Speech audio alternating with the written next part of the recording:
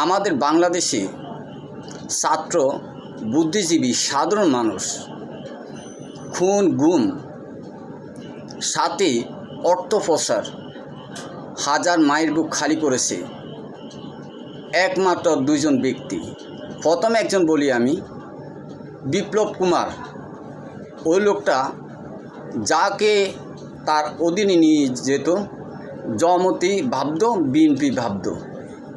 এত যে মারা, এত যে নির্যাতন করত, খুনও করত, গালাগালি করত, অত্যাচার অনাচার যা কিছু আসামিক করত, পৃথিবীকে আর দেখার মতো শক্তি সে রাখত না, এমনভাবে মারত, সাথে গালাগালিও করতো। এত লোকটা নোংরা আচরণ।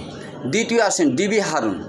এই ডিবি হারুন বাংলাদেশের 16টি জেলার পুলিশকে যে শক্তি দিয়েছে, মনে ফেরাউনের শক্তি দিয়েছে, সাথে হাজার কোটি রাজ্য ফসলের স্বপ্ন দিয়েছে পুলিশকে।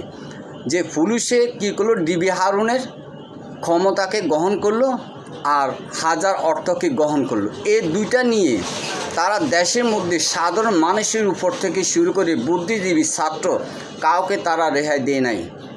যেমন করে ডিবি হারুন নির্দেশ করতো, তার চেয়ে 3 গুণভাবে জনগণকে নির্যাতন করতো, সাথে তাদেরকে বন্দুকও করতো। এমন একটা পুলিশ বাহিনী যে নির্যাতন নিপীড়ন করেছিল, বাংলাদেশ সেনা বাহিনী পর্যন্ত এই কাজ করতো না। কিন্তু পুলিশ বাহিনী এমন একটা কাজ করতো, মানুষকে ঘুমিতে দিত না, আর নির্যাতন করতো, মা বোনকে নির্যাতন করতো, সাধারণ মানুষকে নির্যাতন করতো। তাদের অদৃষ্ট সোনার বাংলা মানুষ একদম যায় অবস্থা। আচ্ছা, এই ডিবি হারুন, তারপর যায় বিপ্লব কুমার, পৃথিবীর যে কোনো প্রান্তে থাকুক, এদেরকে আসলে ধরেন দেশের আইনের